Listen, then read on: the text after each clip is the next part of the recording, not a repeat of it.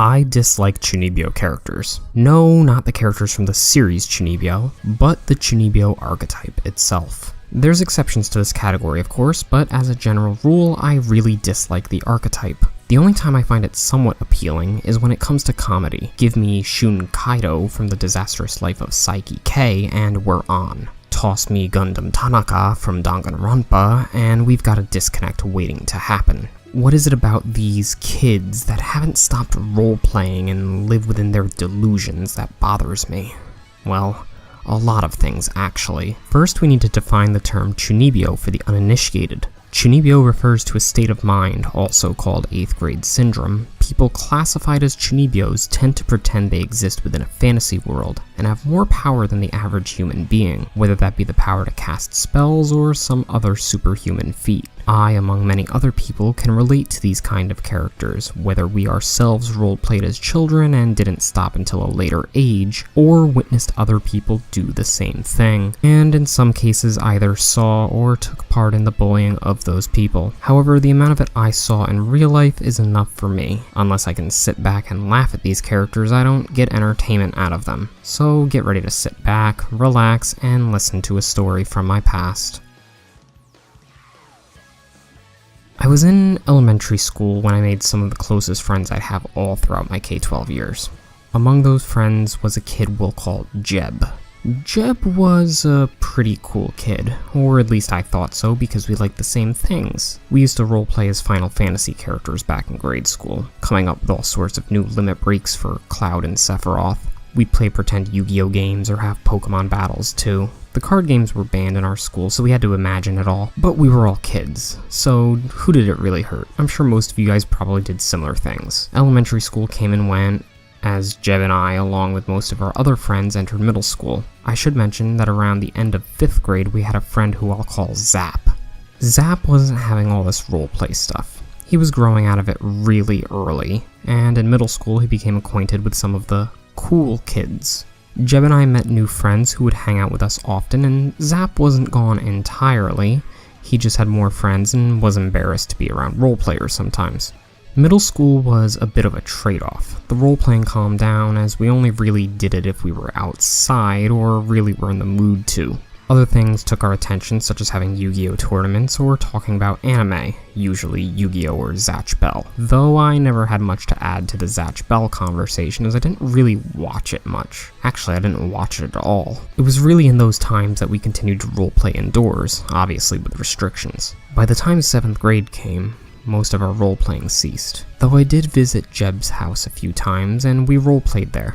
But going outside was an awkward time around the middle of 7th and most of 8th grade. Our assistant principal, Mr. Dude Buddy, deemed any form of running on the playground too violent. Kids weren't even allowed to play tag, let alone to pretend to cast spells at each other. So then it was on to high school, and this is where the pieces begin to fall in place.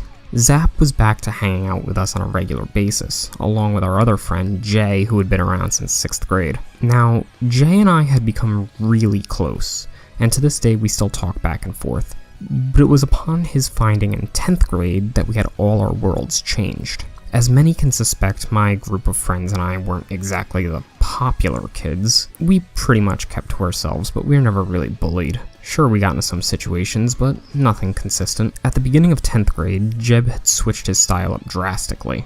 He dyed his hair black, began to dress in complete black with chains, and speak in a convoluted way. The year prior, he was just like the same old Jeb we knew, just without the role-playing. We accepted him because he was our friend, but little did we know what Jay would find that year. A diary. Or at least that's what it looked like it was. Upon opening it, we found a bunch of incantations used for various situations. Now, Jeb wasn't religious by any means, nor did he ever tell us he believed too much in witchcraft, but around the time his goth persona came about, he began talking about the darkness inside him. We'd found out that the darkness was his way of identifying with Kingdom Hearts, a series he grew to love over the years we didn't roleplay. so I never really knew how much it meant to him other than the general idea that he was a fan of it. He had a couple of replica Keyblades from what I recall too, but he truly felt a sincere connection to Kingdom Hearts, as if the game were made specifically as a message to him. Jay brought it to his attention about a week later that we had read the diary, and Jeb's face turned really red. As I recall it, he said something along the lines of, "The dark secrets aren't for normal eyes to see." Those might not be the exact words, but you get the idea. We genuinely worried for Jeb, even if we made fun of what was happening behind his back sometimes. We thought it was weird. We would say we weren't a part of his delusions if anyone asked, but we'd always be there for him when he needed to talk. Eventually, he found himself out of this persona, still loving the same things, but now happily married with a kid on the way. We don't talk much anymore, but it's a cringy part of my past that I can't help but remember every time I'm supposed to take a Chuuni character seriously. There were a few other kids Jeb and I went to school with too that were pretty weird like this. One of which tried to convince an entire class that her boyfriend was in fact Inuyasha. But they weren't the only characters I was exposed to. There was another one, and unfortunately that someone was my cousin Bobby. Bobby was, like Jeb, a huge Kingdom Hearts fanatic. But unlike Jeb, he didn't feel the darkness inside himself. Instead, he would grab sticks and get into Keyblade fights with trees, quoting Roxas constantly. His delusions reached into the relationship with his first girlfriend, who he had thought was the one, and that they would give birth to children named Sora and Kairi. He wasn't nearly as bad as Jeb was with it though. Mostly all of this ended around 11th grade when I started taking vocational classes and spent less time around the main campus of my high school, and my cousin and I got into an argument where we weren't talking for a little bit. Fortunately, that allowed me to escape most of those kids, until I met Crane. Crane might as well have been my punishment for Jeb and Bobby no longer being able to annoy me so much. He was your very stereotypical neckbeard. He was somewhat overweight, didn't wash himself, wore the same clothes every day for an entire week, always tried to talk to me about World of Warcraft after finding out I played, and we took a roughly 3-hour computer programming class together in 11th grade. Like Bobby, Crane wasn't as bad as Jeb, but it made this go on for far too long. As we were pretty restricted to what we could do in our classroom, I don't think I ever got to see the full power of who Crane really was. After another classmate and I had figured out how to access the admin controls and take ourselves off the teacher's viewing software, we began to have our own in-class makeshift LAN parties. A game of choice early on was the beta version of Minecraft. Crane only played with us a couple of times, and I don't really recall him ever being too much of a problem in the game itself, unlike other people who we had to stop letting in due to griefing. We found out though that Crane was, similarly to Jeb, writing about some deep, dark secrets. Unlike Jeb though, I never physically saw it, so maybe it was just fanfiction or something, I'm not quite sure. He seemed like he could be the type for either.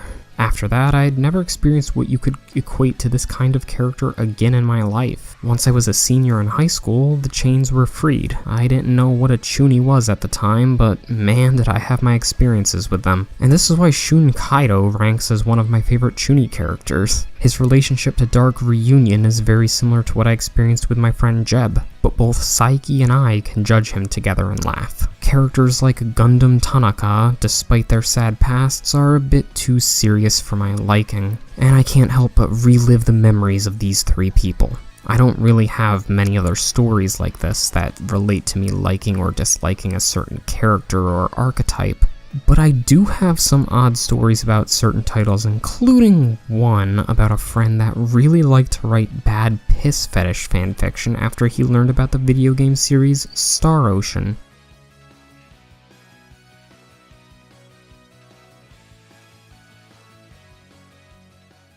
You say in a past life I was a top soldier in Dark Reunion, but then after discovering their plan to sort mankind, I stole the mystical stone panelized and went rogue?